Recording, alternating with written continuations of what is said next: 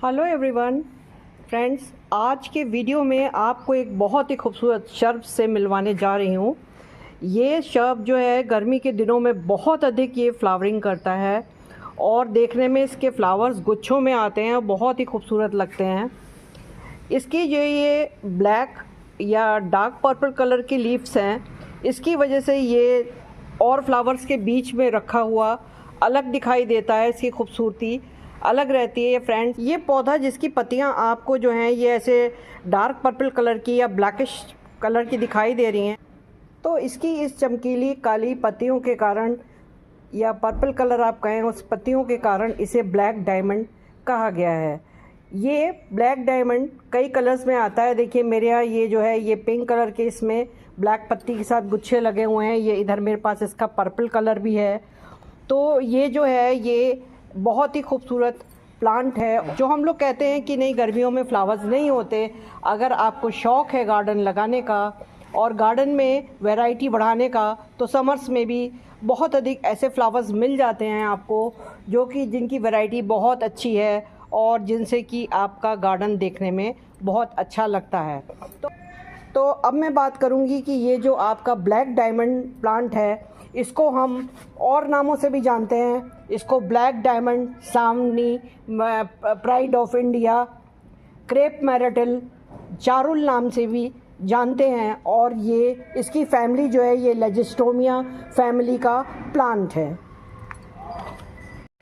अब मैं आपको इसकी एक इम्पॉर्टेंट बात बताऊं कि क्योंकि ये लेजिस्टोमिया फैमिली का प्लांट है, इसलिए ये समर्स में ही फ्लावरिंग करता है और ये पूरे 9 महीने फ्लावरिंग करता है आपका, फरवरी से लेकर के और आपको सितंबर अक्टूबर तक इस प्लांट में फ्लावरिंग देखने को मिलेगी। खास करके इसकी जो न्यू वैरायटी इंट्रोड्यूस हुई है वो बेहद खूबसूरत है और इसको जो अलग पहले हरी पत्ती में सावनी आता था उससे अलग करती है और आपके गार्डन की ब्यूटी को बेहद बढ़ाती है।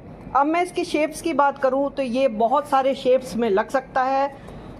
ये शर्ब भी बना लेता है, लैंडस्केप्स में भी काम आता है, ट्री के रूप में भी ये रहता है। ट्री के रूप में भी आप इसको लगा सकते हैं और गमले में भी लगा सकते हैं। मैं बताऊं कि इसी का जो ग्रीन पत्ती वाला जिसका मैंने वीडियो बनाया है, ग्रीन पत्ती वाला आपका सावनी का प्लांट, वो मेरे यहाँ ट्री के रूप में लगा हुआ है और वो इतना ज़्यादा गुच्छों से भरा रहता है कि वो बेहद खूबसूरत लगता है। तो ये डिफरेंट शेप में भी आ जाता है। तो अब मैं इस ब्लैक डायमंड प्लांट की प्लेसमेंट के बारे में बात करूंगी। देखिए आजकल गर्मियां हो रही हैं और किसी भी प्लांट का प्लेसमेंट उसके लिए बहुत ही इम्पॉर्टेंट है कि इन प्लांट्स को हम किस प्लांट को कहाँ रखें। तो ये जो ब्लैक डायमंड प्लांट है ये धूप को पसंद करने वाला पौधा है और इसको आप पूरी धूप इसको दिन भर की मिले, इसको आप ऐसी जगह पे प्लेस करिए। पर कुछ हमारे इंडिया में ऐसी जगहें हैं जहाँ पर कि टेम्परेचर 45 डिग्री के ऊपर चला जाता है, 45-40 डिग्री के ऊपर रहता है। तो उसमें आप ये कोशिश करिए कि इतनी तेज़ गर्मी में इसके गुच्छे थोड़े से जल जाते हैं, ख़राब हो जाते हैं, तो उसमें दोपहर की जो 2-2.5 घंटे की धूप है उसमें अगर आप इसको छाया प्रोवाइड कर सकें। अगर ये ज़मीन में लगाए तो आप नहीं हटा सकते, लेकिन अगर ये गमले में आपने या कोई और शेप दिया है तो उसको आप सरका के 1-2 घंटे के लिए इसको धूप से छाया में रख सकते हैं, ताकि जो है इस पे दोपहर की 2-3 घंटे की धूप ना मिले। ये ब्लैक डायमंड प्लांट जो है फ्रेंड लैंडस्केपिंग के भी बहुत काम आता है। इसके अलावा जिनके पास बड़ी बड़ी कोठियाँ हैं, बीच में ग्रीन कलर्स के लॉन्स बने हुए हैं, उनके लॉन में अगर कोने में इस प्लांट को लगा दो तो बड़ी ही अपनी खूबसूरती को बिखेरता है। तो इस तरीके से ये ब्लैक डायमंड की वैरायटी जो इंट्रोड्यूस हुई है वो एक अलग वैरायटी है और बहुत ही खूबसूरत है। अब इसकी हार्डीनेस की बात करूं तो ये प्लांट एक बहुत ही हार्डी प्लांट है। हार्डी प्लांट से मतलब है इसको बहुत ज़्यादा केयर नहीं चाहिए, बहुत ज़्यादा देखभाल नहीं चाहिए। गर्मियां आते ही ये अपने लीव्स को फिर से इसमें लीव्स आती हैं और ये फ्लावरिंग करने लगता है। इसके बहुत ज़्यादा देखभाल की ज़रूरत नहीं है, एक हार्डी प्लांट है और इसको बहुत ज़्यादा फर्टिलाइज़र की भी ज़रूरत नहीं है, पर गर्मियों में आपको इसमें पानी दोनों वक्त देना पड़ेगा। वाटरिंग में अगर आपने इसको गमले में लगाया है तो इसका ड्रेनेज होल ज़रूर देख लीजिएगा कि ड्रेनेज होल ऐसा हो कि नीचे से पानी जो है इसका ड्रेन होता रहे, क्योंकि अक्सर ये होता है कि वाटरिंग करने में अगर ड्रेनेज होल अच्छा नहीं होता तो गमलों में नीचे पानी जमा होता रहता है और पानी जमा होने की वजह से नीचे से प्लांट ख़राब हो जाते हैं। अब मैं ब्लैक डायमंड प्लांट के पॉट्स के बारे में आपसे बात करती हूँ। किसी भी प्लांट के लिए उसके पॉट्स और उसकी सॉइल दो बहुत ही इम्पॉर्टेंट चीज़ हैं। अगर वो ठीक नहीं है तो प्लांट्स आपका अच्छा ब्लूम नहीं करेगा और ना ही ग्रो करेगा, वो मर जाएगा। इस प्लांट को आप ना तो प्लास्टिक के पॉट में लगाएं और ना ही किसी सेरेमिक के पॉट में लगाएं। इसको अगर आपको पॉट में लगा करके इसको एक सुंदर शेप देना है तो आप इसको मिट्टी के गमलों में लगाएं या फिर ज़मीन में लगाएं। करते हैं इसकी प्रोपोगेशन की बात।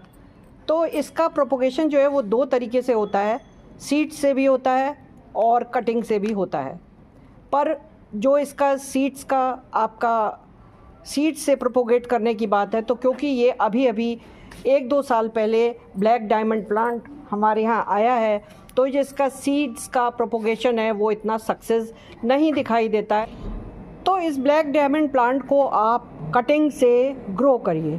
कटिंग से ये इसको सक्सेस मिल जाती है, लेकिन जो आप इसकी कटिंग ग्रो करेंगे तो वो आपको या तो स्प्रिंग सीज़न में करनी है, जब ना ही गर्मी होती है और ना ही जाड़ा होता है। स्प्रिंग सीज़न में कटिंग लगाइए और या फिर बरसात के दिनों में इसकी कटिंग लगाइए। लेकिन ये ऊपर की अगर पतली कटिंग आप लगाएंगे तो वो ग्रो नहीं होगी। जब आपका पौधा बड़ा हो जाए तो बीच की मोटी डाली लेकर के उसकी कटिंग लगाइए।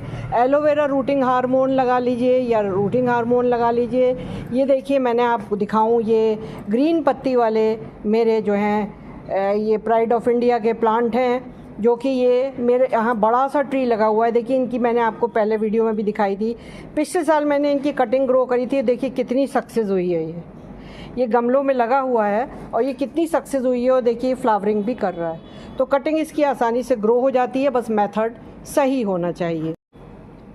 अब इस प्लांट के बारे में मैं ये आपको बताना चाहती हूँ कि देखिए, जाड़े के दिनों में ये डोरमेंसी में चला जाता है और ये अपनी सारी पत्तियाँ जो है शेड कर देता है। शेड करने से ऐसा लगता है कि जैसे ये प्लांट जो है बिल्कुल ख़त्म हो गया है, फिनिश हो गया है और इसमें कोई पत्ती नहीं रहती है। पत्तियों पे एक सफ़ेदी सी भी आ जाती है। बिल्कुल देखने में आपको लगेगा जैसे प्लांट फिनिश हो गया है, लेकिन ऐसा नहीं है।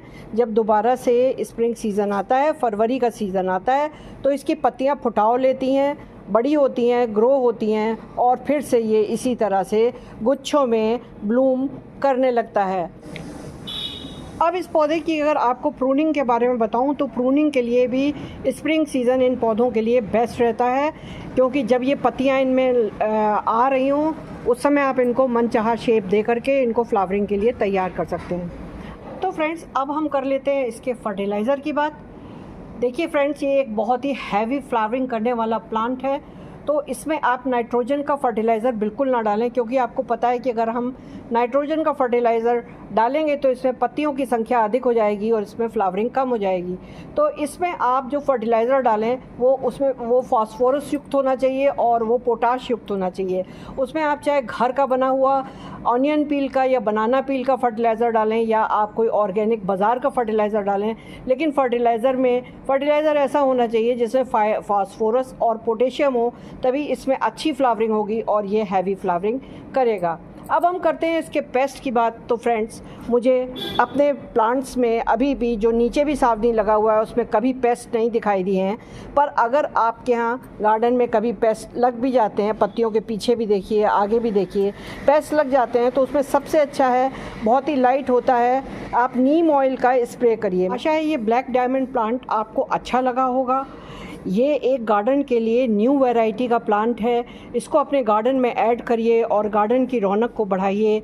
और ये वैरायटी अभी जो है 1-2 साल पहले मार्केट में आई है, इसको अपने गार्डन में ज़रूर ऐड करिए। अगर मेरा वीडियो अच्छा लगा हो तो उसको लाइक करिए, सब्सक्राइब करिए, बेल आइकॉन का बटन प्रेस करिए। कोई क्वेश्चंस हो तो आप कमेंट में मुझसे पूछ सकते हैं। Bye, happy gardening.